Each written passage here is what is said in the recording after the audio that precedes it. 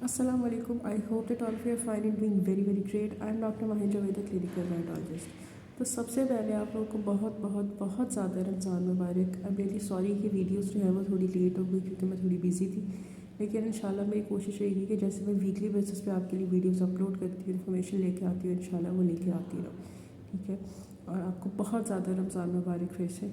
अच्छा, तो आज की जो वीडियो है दैट इज़ ऑन पील की हम सीरीज़ बना रहे हैं। ठीक है, कि जो आपका फ्रूट पील है या आपका वेजिटेबल पील जो है उसके अंदर क्या बेनिफिट्स हैं और आप उसको किस तरीके से कंज्यूम करते हो। ठीक है, सबसे पहले हमने देखा था ऑरेंज का पील। ठीक है, आज जो हम डिस्कस कर रहे हैं वो हमारे पास है पोमेग्रेनेट पील, यानी कि अनार का छिलका। ठीक है, अब कुछ ऐसे पील्स होते हैं जिनको आप कंज्यूम नहीं कर सकते साथ। ठीक है, जिस तरीके से आपके पास बनाना का है, आपके पास वाटरमेलन है, आपके पास मेलन है, पोमेग्रेनेट है, आपके पास ऑरेंज है, ये पील्स जो है ये आप कंज्यूम नहीं कर सकते। ठीक है, लेकिन आप इनको इनकी कंजम्पशन फॉर्म चेंज करके आप इनको जो है वो कर सकते हो, उनकी कंजम्पशन कर सकते हो। ठीक है, उनकी फॉर्म चेंज करके, और रिसर्चेस हैज़ शोन कि इनके अंदर बहुत ज़्यादा जो है वो बेनिफिशियल इफेक्ट्स इनके हैं, बेनिफिशियल प्रॉपर्टीज़ हैं।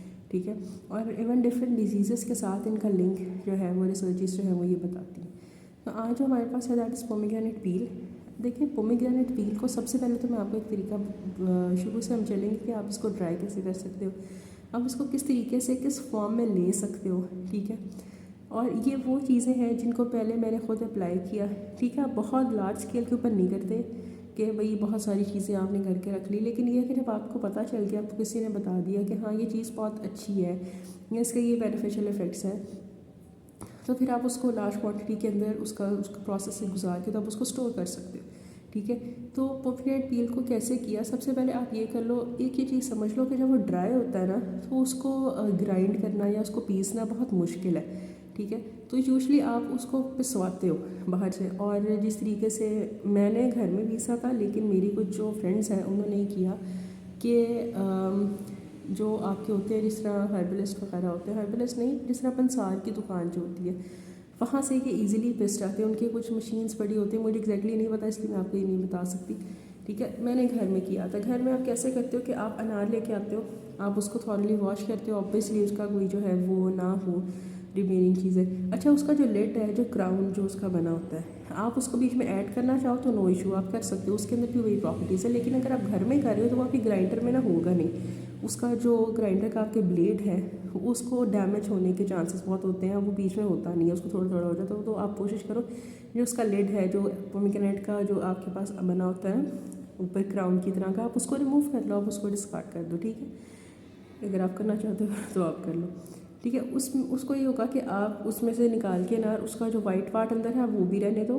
ठीक है, और आप जो पील है वो भी आप उसको सन लाइट के अंदर आपने ड्राई करना है, आपके टेरेस पे, आपके छत पे। ठीक है, कहीं पे भी धूप आती है आप उसको सन ड्राई कर सकते हो एक ट्रे में। आपने उसको फिर गीला नहीं करना पहले, क्योंकि आपने एक दफ़ा उसको धो लिया, आप रखो उसको सनलाइट के अंदर। और यकीन मानो अगर धूप बहुत अच्छी है तो जो तेज़ धूप है सनलाइट गर्मियों की है या सर्दियों के अंदर, अगर मौसम इस तरह का नहीं है जिस तरीके से उसमें ह्यूमिडिटी है या नमी है या ठंडा मौसम है, मतलब मौसम ठंडा होता है लेकिन आप एक चीज़ को फील कर लेते हो ना कि हाँ यार इसके अंदर पानी है, या ठंडा किस तरह से है कि वो हमारे पील्स ड्राई नहीं होंगे, तब वो नहीं होगा। लेकिन अगर धूप बहुत अच्छी है, ठीक है, तो फिर आप उसको हार्डली 4 डेज़ आपको लेंगे वो अच्छी तरह ड्राई हो जाएगा। लेकिन अगर आप उसको बहुत ज़्यादा करना चाहते हो, बल्कि फ़र्म तरीके से, मतलब पूरे तरीके से अगर आप उसको ट्राई करना चाहते हो, तो आप उसको 1 वीक के लिए रख सकते हो। कोशिश करो कि उसको कवर करके किसी बहुत मोटे कपड़े के साथ नहीं, जिस तरीके से आपका नेट है। ठीक है, ये बहुत एक कपड़े आते हैं लाइट से, जिस तरह होता है शिफॉन के जो दुपट्टे आपने देखे होंगे, उस तरह का अगर कपड़ा आपके पास हो तो आप उसके साथ कवर कर सकते हो, ताकि उसके ऊपर जो है कोई कंटेमिनेशन ना हो। ठीक है, मिट्टी की है किसी भी इंसेक्ट। ठीक है, अच्छा, इससे पहले एक चीज़ कि जब आपने इसको रखना है तो आप पूरा पूरा, अगर आप घर के अंदर करना चाह रहे हो इस चीज़ को ग्राइंड ड्राई करके यूज़ करना चाह रहे हो, तो आप इसको जो है वो छोटे पीसेस में करके रखो कि सीजर के साथ काट लो, आगे सारे टूट जाते हैं, सॉफ्ट होते हैं उस टाइम के ऊपर ना। तो आप करोगे, ठीक है, आपने उसको ट्राई कर लिया ये छोटे पीसेस में करके, आप उसको 1 वीक तक, अच्छा अगर मैं तो आपको ये रिकमेंडेशन दूंगी कि आप 1 वीक के लिए उसको कर लो ट्राई। ठीक है, फिर जो है वो, सॉरी ज़ुकाम हुआ मैं इसलिए आपको इस तरह से थोड़ा सा फील होगा आवाज़ चेंज।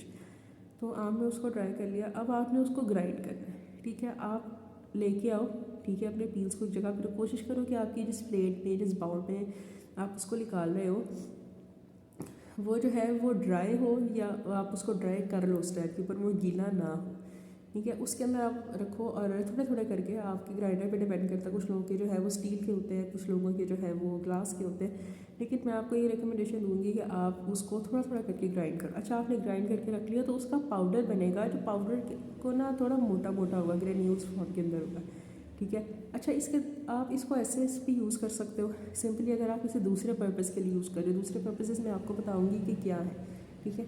लेकिन अगर आप ये कर रहे हो कि खाने के लिए आपने यूज़ करना है, ठीक है, तो आपको उसको सीव करना पड़ेगा, यानी कि आपको उसको स्टेन करना पड़ेगा, ठीक है। अब आपने उसको पाउडर को स्टेन कर लिया, फिर जो मोटे मोटे पीछे बचते हैं आप उसको दोबारा ग्राइंड कर लो, ठीक है। वो साफ़ चीज़ है, वो सही चीज़ है, आप वो एडेबल है, आप उसको खा सकते हो, ठीक है। आपने उसको कर लिया और ये आपने करके आपने उसको खाने के लिए यूज़ कर लिया। ये बेसिकली पूरा एक प्रोसेस है जिसमें आपने पोमीग्रेनेट पील जो है उनको किया, ट्राई किया, उनको पाउडर उनका मिला के रखा बेसिकली, क्योंकि पेल चीज़ें होती है। अजान हो रही है, हम वीडियो को थोड़ी देर बाद कंटिन्यू करते हैं। अच्छा, आप उसका पाउडर बनाते हो। अब होता ये है कि अब हम ना उसके यूजेस की तरफ चलते हैं पोमीग्रेनेट पील के, और या पहले हम ये डिस्कस करते हैं कि उसके अंदर ऐसा होता क्या है। अच्छा देखो, पोमीग्रेनेट पील जो है ना वो आपकी बहुत सारी डिजीज़ कंडीशंस को मैनेज कर सकता है, इवन ट्रीट कर सकता है। और चीज़ जो है ये रिसर्चेज ने बताई है। देखो, सबसे पहले एक चीज़ कि वो जो है ना इंसुलिन, सॉरी हम उस पर बात कराते हैं। पहले जो है आपका पोमीग्रेनेट पील जो है ना उसके अंदर फाइबर बहुत ज़्यादा है। अब फाइबर जो है ना, एक तो अगर किसी को अगर डाइजेशन रिलेटेड कोई इशू है तो वो ठीक हो जाता है, जिस तरीके से आप इस बकौल का छिलका लेते हो, सालम हस्क लेते हो, इसीलिए कि उसके अंदर फाइबर होता है। अच्छा, उसको भी लेने का तरीका होता है, वो आपके डायरिया को भी कंट्रोल करता है, आपके कॉन्स्टिपेशन को भी कंट्रोल करता है, ठीक है। इसी तरह से पोमीग्रेनेट पील के अंदर फाइबर बहुत ज़्यादा है, अगर आपका कोई भी डाइजेशन रिलेटेड इशू है तो वो उसको कंट्रोल करेगा, मैनेज करेगा। या रिसर्च ये बताती है कि पोमीग्रेनेट पील जो है it have insulin mimic properties. तो भाई देखो कितनी अच्छी चीज़ है, एक नेचुरल चीज़ के अंदर आपको इंसुलिन मिल रही है। इंसुलिन नहीं होती, इंसुलिन मिमिक प्रॉपर्टीज़ होती है, जिस तरीके से आपकी कुछ ऐसी मेडिकेशंस होती हैं जो इंसुलिन को मिमिक करती हैं। और इंसुलिन का बेसिकली मेन फंक्शन ये होता है कि आपकी ट्रांसपोर्टेशन का उसका फंक्शन है कि उसने ग्लूकोज को लेके, यानी कि जो आपकी शुगर है हम उसको आम वर्ड्स में कहें तो वो आपकी उसके अंदर चली जाती है सेल के अंदर, जो कि लेटर स्टोर हो जाती है, या तो फैट्स की फॉर्म में स्टोर हो जाती है, या जो है वो आपकी एनर्जी जो है वो इस पर यूज़ हो जाती है। एनर्जी मतलब आपकी जितने प्रोसेस हो रहा है, काम हो रहा है, उसके अंदर वो यूज़ हो जाती है ये। इसके अलावा ब्लड प्रेशर को कम करता है, कोलेस्ट्रॉल को कम करता है, ठीक है। जो पोमीग्रेनेट पील है अगर आप इसकी कंजम्पशन करते हो तो वो कम करता है। इसके अलावा डिफरेंट, अच्छा इसके अंदर एंटीऑक्सीडेंट्स है। एंटीऑक्सीडेंट्स का मतलब होता है कि एक चीज़ होती है ऑक्सीडेटिव स्ट्रेस। ऑक्सीडेटिव स्ट्रेस आप समझ लो, ये बहुत सारी जगहों पे आप सुनोगे, ठीक है, या आपने कहीं पढ़ा होगा, या अगर आप किसी डॉक्टर के पास जा रहे हो किसी भी हवाले से, तो पास में उनके मुंह से आपने ये बात सुनी होगी कि पेशेंट्स में ऑक्सीडेटिव स्ट्रेस हुआ तो उसकी जो कंडीशन है ऑक्सीडेटिव स्ट्रेस की वजह से भी। देखिए, ऑक्सीडेटिव स्ट्रेस ये होता है कि आप अगर आप लोग अगर इसमें से किसी ने केमिस्ट्री पढ़ी है तो आप लोगों को पता होगा कि देखिए ना, आपका जो इलेक्ट्रॉन्स होते हैं ना वो हमेशा पेयर के अंदर रहते हैं, ठीक है। आपका जो भी मॉलिक्यूल है उसके इलेक्ट्रॉन्स जो है वो आपके पेयर्स के अंदर रहते हैं, लेकिन ऑक्सीडेटिव स्ट्रेस के अंदर ये होता है कि वो मॉलिक्यूल अनपेयर हो जाता है ड्यू टू सम कंडीशंस, ठीक है। वो अनपेयर हो जाता है, या तो वो प्लीज़ बिल्कुल जेनेटिकली होती है, या उसके अंदर वैसी कोई और कंडीशन चल रही है तो उसी वजह से हो जाता है, ठीक है। अब क्या होता है, जब वो अनपेयर होते हैं तो वो इतने ज़्यादा रिएक्टिव होते हैं, मतलब हाईली रिएक्टिव होते हैं कि वो किसी भी चीज़ को नुकसान पहुंचा सकते हैं आपकी बॉडी के अंदर। तो सबसे पहला मेन नुकसान ये होता है कि आपकी सेल को ही डैमेज करते हैं, ठीक है। फिर आपके सेल के न्यूक्लियस के अंदर जो डीएनए पड़ा हुआ है उस डीएनए को ख़राब करते हैं, उसमें म्यूटेशंस ले आते हैं, डीएनए ख़राब हो गया, उसकी सीक्वेंसिंग ख़राब हो गई, जेनेटिकली सारी इन्फॉर्मेशन जो है वो ख़राब हो जाती है। और ऑक्सीडेटिव स्ट्रेस जो है ये देखा गया है। देखिए, ऑक्सीडेटिव स्ट्रेस की ना एक बहुत बड़ी वजह जो है वो स्ट्रेस है, ऑक्सीडेटिव स्ट्रेस, ठीक है। आप इसको इसके साथ लिंक कर सकते हो स्ट्रेस का। देखो आप जब स्ट्रेस लेते हो ना तो स्ट्रेस का जो नुकसान है ना वो बहुत ज़्यादा है, ठीक है। और उसके अंदर से मैं आपको एक चीज़ बता रही हूँ कि जब आप स्ट्रेस लेते हो बाज़ बार, इसके अलावा कोई और भी कंडीशंस होती हैं, लेकिन मेनली स्ट्रेस की वजह से वो जो है वो आपके डीएनए को ख़राब करता है, और ये चीज़ें जो हैं कैंसर कॉजिंग हो जाती हैं, ठीक है। ट्यूमर भी कॉज करती हैं, कैंसर भी कॉज करती हैं। इसके अलावा पेशेंट को अगर कुछ भी नहीं है ना तो उसको डिजीज़, ये देखो ये जो हाइपरटेंशन है, जो डायबिटीज़ है, ये डिजीज़ है, और ये इतनी बुरी डिजीज़ हैं कि जिस पेशेंट कोई भी आप उससे जाके पूछो वो बेचारा कितने कॉन्सिक्वेंसेस को फेस कर रहा है। अल्लाह ताला बेहतरी करे सबके लिए, लेकिन ये चीज़ें जो हैं आपको टाइमली मैनेज करनी चाहिए, ठीक है। पोमीग्रेनेट पील के अंदर एंटीऑक्सीडेंट्स बहुत ज़्यादा होते हैं, और एंटीऑक्सीडेंट्स का ये काम होता है कि आपकी बॉडी के अंदर जाके ऑक्सीडेशन को ख़त्म करते हैं। आपके पास डिफरेंट तरह के हैं एंटीऑक्सीडेंट्स हैं। अगर आप न्यूट्रिशन की फील्ड से तो आपको पता होगा पॉलीफिनोल्स हैं, फ्लेवोनॉइड्स हैं, आइसोफ्लेवन्स हैं, बहुत सारे हैं, लेकिन इसके अंदर मेनली जो है आपके पास पॉलीफिनोल्स आ जाते हैं, ठीक है, पोमीग्रेनेट पील के अंदर। तो ये आपकी ऑक्सीडेशन जो है, ये ऑक्सीडेटिव स्ट्रेस जो है ये इसको कम करता है, ठीक है। फिर एक मेन चीज़ क्या होती है कि इसके अंदर एंटी इन्फ्लेमेटरी प्रॉपर्टीज़ होती हैं बॉडी में। अगर किसी किस्म का कोई इन्फ्लेमेशन है, आपने एक मेन चीज़ देखी होगी कि कहा जाता है, पुराने जो आपके जितने भी बड़े हैं वो ये बताते हैं कि खुदा ना खास्ता किसी जगह पे अगर आपको कोई चोट लग गई है, ठीक है, इवन अगर आपके हाथ पे छोटा सा कट लग गया तो आप कोशिश करो कि आप पोमीग्रेनेट पील को रखो उस जार में स्टोर करके अपने फ्रिज में रख लो। पाउडर की मैं बात करूँ, ठीक है। जहाँ पे आपकी ब्लीडिंग हो रही है, जिस जहाँ कट लगा आपको, आप उसके ऊपर रखोगे तो वो रुक जाएगा, ठीक है। तो एंटी इन्फ्लेमेटरी प्रॉपर्टीज़ हैं, एंटीबैक्टीरियल प्रॉपर्टीज़ हैं, ठीक है, एंटीबायोटिक प्रॉपर्टीज़ इसके अंदर आ जाती हैं। इसके अंदर कैल्शियम बहुत ज़्यादा होता है। आपकी बोन्स जो है, रिसर्चेस बताती हैं कि जिन पेशेंट्स को ऑस्टियोपोरोसिस है, ये उनको ठीक करने में बहुत ज़्यादा हेल्प करता है उनकी मेडिकेशंस के साथ साथ, ठीक है। इसके अंदर आयरन एक बड़ी अच्छी क्वांटिटी के अंदर होता है। वो पेशेंट्स जो एनीमिक हैं, ठीक है, जो अपनी मेडिकेशन ले रहे हैं और चाह रहे हैं कि ऐसा फूड कंज्यूम करें, तो आप पोमीग्रेनेट पील का पाउडर यूज़ कर सकते हैं, ठीक है। अब आप इसको यूज़ कैसे कर सकते हो सकता है इसके अंदर से कोई फंक्शन मेरे जहन में ना हो, लेकिन जो मैंने आपको बताया ये सारे के सारे आपके पास मेन फंक्शन हैं। आपकी जितनी डिसीज़ हैं उनको मैनेज करने में चीज़ बहुत अच्छी है। तो वो चीज़ जिसको पीपल कंसिडर एज वेस्ट, ठीक है, और उसके अंदर फंक्शनल प्रॉपर्टीज़ है। फंक्शनल प्रॉपर्टीज़ का मतलब होता है कि आपकी एक चीज़, इस तरीके से दूध है, आटा ले लेते हैं, ठीक है। आटा आपको एनर्जी प्रोवाइड कर रहा है, कार्बोहाइड्रेट्स प्रोवाइड कर रहा है, ठीक है, लेकिन आप उसको फोर्टिफाई करवा देते हो आयरन के साथ, उसमें आयरन डाल देते हो, तो वो एक चीज़ या जो है वो आपको एक फंक्शनल प्रॉपर्टी देती है, ठीक है। या जो आटा है उसके अंदर कोई ऐसी प्रॉपर्टीज़ हों, या कोई लेमन है, कोई भी दूध वगैरह ऐसी चीज़ है इसके अंदर फंक्शनल प्रॉपर्टीज़ हों। जिस तरीके से अनार जो है, हम आम जो लैंग्वेज है हिंदुस्तान पाकिस्तान में कहते हैं कि ये खून बनाता है, वो खून बनाता है, लेकिन उसके अंदर फंक्शनल और भी प्रॉपर्टीज़ हैं उन चीज़ों के अलावा जो उसको बहुत अच्छे एक स्टेज के ऊपर, एक लेवल के ऊपर लेके आ रही हैं, ठीक है। तो पोमीग्रेनेट पील का बहुत ज़्यादा बेनिफिट है।